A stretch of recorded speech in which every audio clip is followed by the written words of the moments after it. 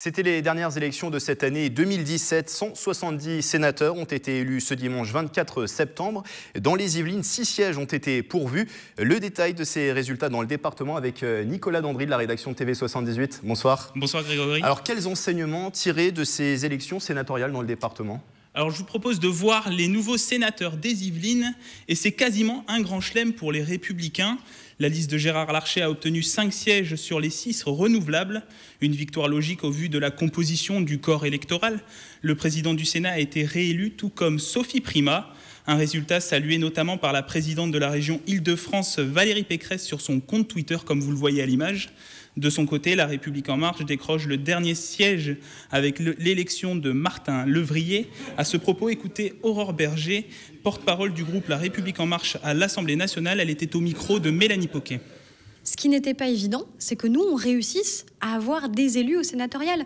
Parce que La République En Marche, vous le savez bien, n'existait pas au moment des municipales en 2014, n'existait pas au moment des départementales ou des régionales. Donc, on a eu quand même des grands électeurs, des élus venant de la gauche, venant de la droite ou sans étiquette, qui ont fait le choix de La République En Marche. Nicolas, vous avez parlé de la droite, du parti présidentiel également, La République En Marche.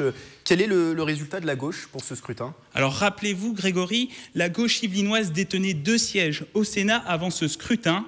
Elle n'a pas réussi à les conserver, faute sans doute à la multiplication des candidatures à gauche. Le Parti socialiste arrive néanmoins en 3e position, mais elle n'a pas obtenu assez de voix pour obtenir un siège. Je vous propose d'écouter la sénatrice sortante socialiste Catherine Tasca. C'est certain que la multiplication des listes, c'est vrai d'ailleurs dans beaucoup de départements, a été mortelle. Il y a notamment à gauche un réflexe, je dirais, suicidaire, puisque toutes les formations concernées se sont trouvées dans l'incapacité de négocier des accords. Vous savez, moi, en 2011, j'ai fait ma liste avec l'ensemble des formations de gauche et le résultat a été là. Parmi les nouveaux sénateurs, on retrouve également Michel Laugier. Effectivement, le président de l'agglomération de Saint-Quentin en Yvelines a été élu sénateur dans la liste Les Républicains et il a déjà une idée sur la manière dont il va exercer son nouveau mandat. Écoutez-le. Moi, je compte ne pas changer. Je suis représentant des élus locaux et moi, c'est cette expérience-là que j'ai pu avoir à travers mes différentes fonctions qui va me permettre de pouvoir voter les lois, les améliorer et faire avancer notre pays. Du coup, Nicolas, c'est automatique avec la loi sur le non-cumul des mandats qui est entrée en vigueur le 1er juillet dernier. Michel Laugier va devoir quitter ses fonctions de maire de Montigny-le-Bretonneux et également de président de l'agglomération. Alors, pas d'automatisme puisque la loi stipule que Michel Laugier dispose de 30 jours pour notifier sa démission au préfet.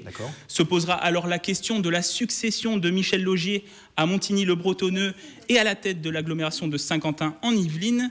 Dans l'après-midi, des voix se font déjà entendre. Le conseiller communautaire Othman Nasrou appelle, je le cite, à l'organisation d'une primaire interne au sein de la majorité afin de fixer les orientations de la seconde moitié du mandat communautaire. Fin de citation.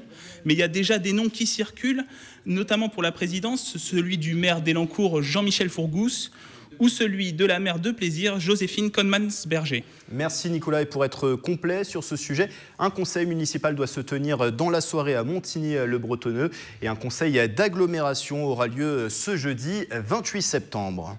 Transport.